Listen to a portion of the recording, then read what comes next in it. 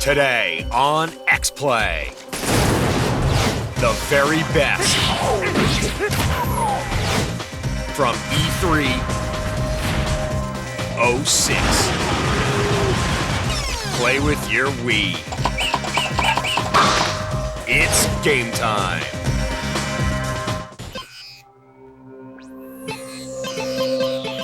Prepare to be reviewed. Adam Sessler. Morgan Webb. Prepare to be reviewed. Prepare to be reviewed.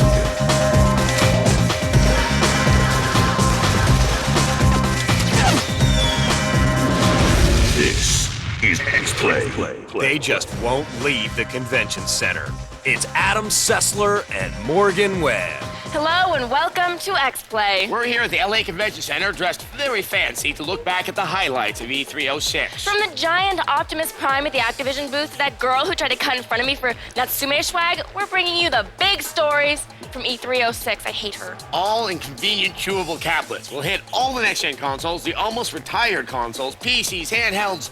I think we may have some exclusive news of the future of lawn darts. Yes, well, we do. But first, some methodology. We picked the very best stories, but only from amongst the games and hardware playable on the floor. If it was behind closed doors or appointment only, it's not eligible. Right. So if you're wondering why stuff like Spore, Gears of War, and Metal Gear Solid 4 didn't get a mention, it's because it wasn't eligible. Okay, enough fine print. Yes. On to the games. Microsoft already has its tentacles in every aspect of your life. From the internet browser you use to find budget porn to the instant messenger you use to pretend you have friends, Bill Gates owns your ass. And he'd like a little more of you. Yeah. Here's our look at the best Microsoft had to offer this year. Gears of War may have spent yet another year lurking behind closed doors, but the 360 had plenty of presence on the floor. Too Human from Silicon Knights promises fast action, dazzling combat, and easy control, all in one pretty package. As a cyborg warrior fighting on the human side of a war between man and machine, you use a variety of swords, guns, and other metal-mashing accoutrements to grind through hordes of murderous robots. As aficionados of the undead, Morgan and I couldn't resist the ultra-gory Dead Rising. Coolest non-decapitating feature? Since you play as a photojournalist, you can take pictures of the carnage and earn rewards based on the quality of your shutterbugging. Lost Planet, as some of you may know from the Xbox Live demo, is a fast-paced, adrenaline-pumping action game that makes liberal use of big explosions and heavily armed mechs. On a frozen future Earth, blast giant bugs and enemy soldiers to your heart's content. Chromehounds wasn't the most high-profile 360 game on display, but it was one of the coolest. The makers of Armored Core has served up a fast-paced, fully customizable mech combat game with literally thousands of possible robotic death dealers for you to create. The persistent online territory control system makes every Xbox Live battle count. And innovative team-based gameplay makes every battle interesting. And the winner is Lost Planet. You don't need to feel the stinging frost against your face to know that Lost Planet prides itself on atmosphere.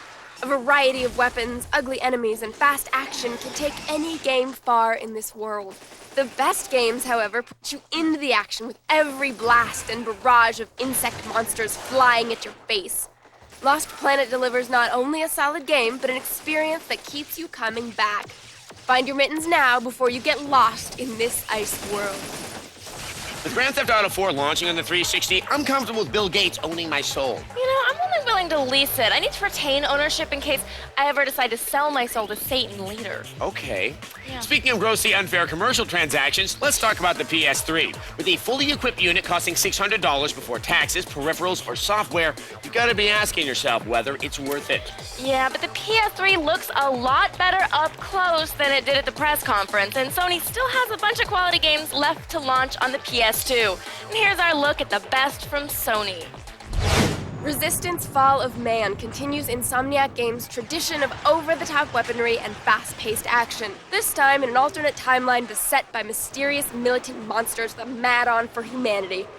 Incredibly detailed visuals and excellent controls make Resistance a joy to play. God of War 2 is coming hot on the heels of the first game, but that's okay. I'm comfortable with instant gratification. Kratos may be the official god of war, but he's not too toity to get his hands dirty making some carnage himself. God of War 2 promises to be a refinement of its tremendously satisfying predecessor. If you prefer your hand-to-hand ass-kicking with a feminine touch, Heavenly Sword must be on your to-do list. No-nonsense Blade Mistress Noriko clearly has no problem with 100-to-1 odds. Packed full of outlandish wire-fu and boasting smooth controls, Heavenly Sword is one of the standout PS3 games on the floor. God Hand may look like your standard PS2 beat-em-up, but how can you not love a game with a built-in audience?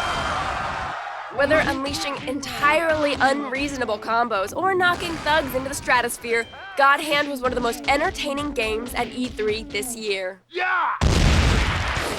And the winner is Resistance: Fall of Man. You have to hand it to a company that only a couple of months ago was known only for their furry heroes. Insomniac took us a late-night feast with Resistance: Fall of Man, a military campaign against an unstoppable alien force. Don't take this as your average run and gun. Resistance delivers an assortment of weapons for you to blast through the better half of Great Britain in search of survivors and a little revenge. If Sony didn't quite live up to the expectations they created last year, Nintendo did a lot to overcome the skepticism they created with their name. Wii sounds stupid, but it's more fun than kittens on ecstasy. Plus, Nintendo brought out the DS Lite and 27 playable Wii titles. Here's the best of Nintendo from E3 2006. Super Mario Galaxy is proof positive that the Wii controller functions beautifully for traditional games. Mario Galaxy doesn't just control well, it feels like Mario should feel. With all new interstellar challenges, this is almost enough to sell me a Wii all by itself. Nintendo claims Legend of Zelda: Twilight Princess is the best Zelda game they've ever made. And from what we've played in Nintendo's booth, they might not be kidding about that. As if it weren't enough to finally get a darker, more realistic Zelda after years of waiting, Twilight Princess will be a Wii launch title alongside its GameCube companion. WarioWare's smooth moves with possibly the coolest use of the Wii controller on the floor. Each minigame demands you hold the remote a certain way and perform the appropriate action, sometimes using your entire body. From hula hooping to balancing household tools, WarioWare looks like the game you'll buy to show off the Wii to your casual gamer friends. Metroid Prime 3 Corruption continues the acclaimed adventures of Samus in 3D. The Wii controller makes it closer to a true first-person shooter, but it retains the Metroid feel. This may actually have the most complex controls of the Wii game shown thus far, which should please the hardcore fans. Finally, Red Steel's precise controls and visceral sword combat were an impressive demonstration of how the Wii can make even well-worn game genres feel new again. And the winner is Legend of Zelda: Twilight Princess. I have to admit, we weren't so sure about bringing our precious Zelda to the Wii. After firing our first quiver of arrows, we were hooked. Zelda maintains that epic feel that all other games strive for. Every inch of this game is covered in mystery, danger, and a splendor we've been waiting a long time to see in the Zelda series. Link may be a bit older this time around, but from what we've seen, he still has what it takes to be a hero. The Wii is just such an intuitive way of playing games. The word intuitive has been used to describe the Wii so much, Nintendo should consider trademarking it. The extra I in Wii is for intuitive. The W is for what the hell were they thinking naming it Wii? After the break, the best from the PC and handhelds. And later on, our pick for best of the show. At GameTap.com/now. Some games rated E to T, not all games rated by the ESRB. Filter, and she ranks them like she sees them. We give you the list you didn't even know you needed. It's an all-new Filter. Premieres June 3rd at 7 p.m. only on G4. They left their hearts in Kensha Hall. It's Adam Sessler and Morgan Webb. Welcome back to X-Play at E3. See, we're like that rich girl who got to go to Europe over the summer and talks about it all the time just to make you jealous. Only instead of Europe, we got to go to a tech expo. A really bitchin' tech expo. Now, we've seen the best from the major console developers, but what about the forgotten gaming platform, the home of the nerdiest, the dorkiest of players? Here's the very best for the PC this year. Crysis just might be the best-looking game on any platform at E3 2006. It backs up its jaw-dropping foliage abuse with a unique ability-boosting biosuit and reactive AI that makes every firefight different. Crysis is the best argument for upgrading to Windows Vista we've seen so far. Dark Messiah of Might and Magic is sort of like Oblivion crossed with God of War. You get first-person RPG-style presentation and stat building, but with the gore and kickassery from a fantasy hack-em-up. Top-notch physics and multiple ways to approach every challenge had us hooked from the start. Battlefield 2142 is everything we love from the past Battlefields, plus a technological upgrade. Pilot your battle walker through enemy lines or launch yourself towards the flying air fortress, the Titan. Medieval 2 Total War takes this award-winning RTS series out of Rome and back into the Dark Ages. Total War rips another page out of the history books in this title. Try fighting fire with faith as you send bishops to convert those raving heathens. World of Warcraft: The Burning Crusade proves that Blizzard isn't resting on its laurels. Sure, they're raising level caps and introducing new races, but this expansion looks like it's adding to the beauty and mythos of the game. And the winner is Dark Messiah of Might and Magic. A great man once said that we do nothing alone, but stand on the shoulders of greatness. It takes a lot to follow in the footsteps of a great game. It takes more to then find your own path. Dark Messiah of Might and Magic picks up where other first-person RPGs left off and builds its own path with a new physics engine. Bridges collapse, barrels fall, enemies fly with a flip of the hand. Dark Messiah may just make you forget about those other games. Thanks to those games, men in dorm rooms will be bathing a little less in the coming year. We now move to the other end of the gaming spectrum, the most casual to play. Yeah, free cell? No. Oh. Then handhelds, I'm guessing. Good, yes, there we go. Neat. Here's our look at the outstanding handheld games from E3 2006. Loco Roco has the potential to become the next Katamari Damacy-style niche game. Adorable blobs of something called Loco Rocos are in danger of extinction, and you play their home planet, attempting to guide them to safety. Ultimate Ghosts and Goblins is not only one of the best-looking games on the PSP, it's one of the most brutally difficult. Old school challenge plus a perfect replication of the original game's look in 3D equals Happy Adam. The Legend of Zelda Phantom Hourglass brings the Link of Wind Waker back for more adventures, this time at the mercy of your DS stylus. It's a brand new way to play a Zelda title, but it still manages to feel as natural as the original NES game. Handheld Castlevanias never disappoint, and Castlevania Portrait of Ruin is no exception. Set in World War II, the gameplay centers around the ability to switch between two characters at any time to solve puzzles and prevent the resurrection of Dracula. And the winner is Legend of Zelda Phantom Hourglass. What can we say? We can't get enough of that tight-wearing fairy talking elf. With his first steps on the DS, Link fills out the system like a veteran.